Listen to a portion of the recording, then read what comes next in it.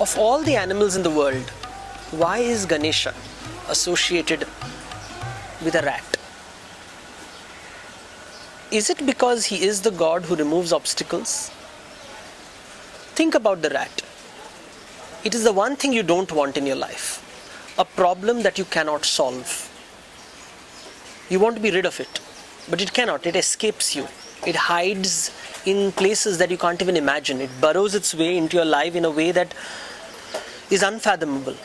And that's exactly what a rat is. It symbolizes the problems of life.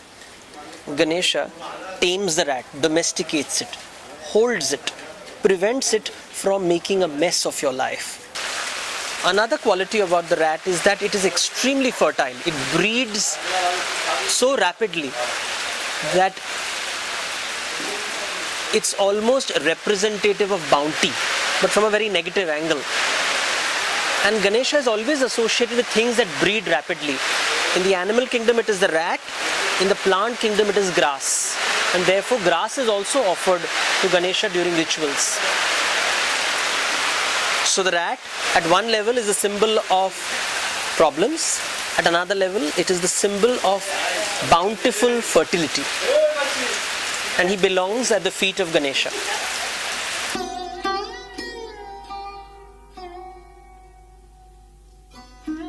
Let's look at the stomach. Ganpati is called Lambodara, someone with a pot belly.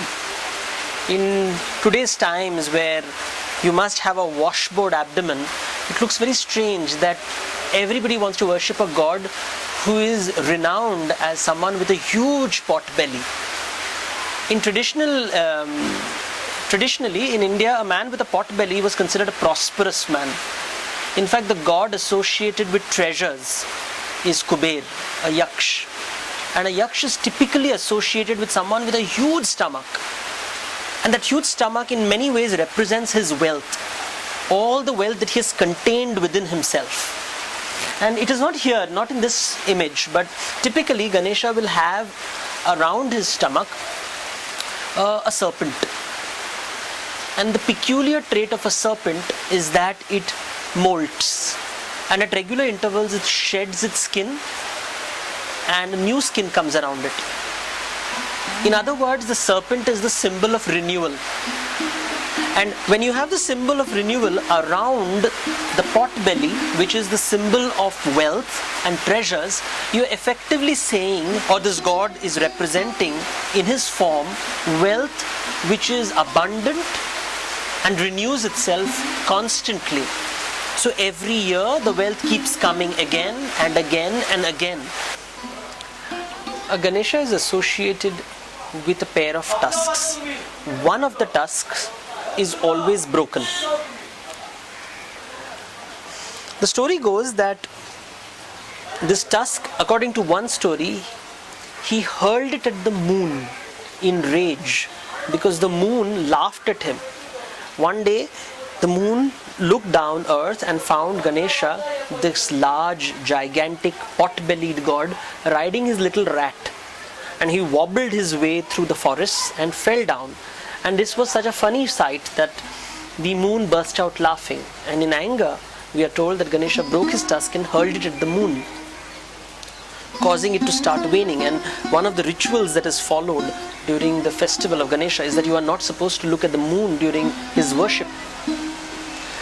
Another story goes that he used this broken tusk as his pen to write the Mahabharata. Ganesha is a scribe of the gods. He is said to have written down the scriptures narrated by Vyasa. Vyasa is not just the compiler of the Vedic scriptures, but also the author of the Mahabharata. And Ganesha wrote it down with his broken tusk. Tusks are arrogant symbols of masculine power in the elephant kingdom. In many ways, this wild, arrogant power has been tamed by breaking one of them. And this makes Ganesha not a ferocious, fearsome god, but a gentle, lovable god associated with the household life. Ganesha is associated with the modaka. Now, a modaka is prepared in a very interesting way. It is a container of a mixture of sweets wrapped in dough which has been steamed. If you look at it very carefully, it looks like a money bag. Sweets symbolize happiness. You give sweets, you distribute sweets whenever something wonderful happens in your life. Your son has done well in his exams, or your daughter has passed out from college, or there's a wedding in the family. Whenever you want to share a good news, you have sweets. And a modaka is basically a container of sweets. And that is what Ganesh is dear to Ganesha. The remover of obstacles is also the bringer of happiness. And it is represented in the modaka. If you look at the modaka carefully, it in many ways it looks like a money bag. If you had a bag containing money, it would take approximately the same shape. And if you look at the early images of Kuber, who is the lord of the yakshas, who are associated with treasures, he holds in his hand as a money bag. So some scholars believe that the origin of the modaka is from the money bags held by the yakshas, guardians of treasures. And Ganesha is often associated with yakshas. He is Ganapati, that is lord of the yakshas. If you look at Hinduism, it can be divided into three broad groups: the worship of Shiva, the ascetic; the worship of Vishnu, the worldly god; and the worship of Shakti, the mother goddess. Where does Ganesha fit in these three? While he is seen as the son of Shiva, he is more closely associated with his mother. And we know that because if you look carefully, he's always associated with the shoe flower, the hibiscus, known as Jabakusum. And this flower is offered to the mother goddess. He is the only male god who is very specifically offered this flower, which has a lot of medicinal properties. At the feet you can see the conch shells. Now unconsciously the artist, as they have for hundreds of years, brought in the symbols of the mother goddess along with Ganesha. Typically conch shells are associated with water and hence with the goddess. And once again we find this close association of Ganesha with water symbols. Like his Potbelly, the conch shell makes up the mother goddess imagery.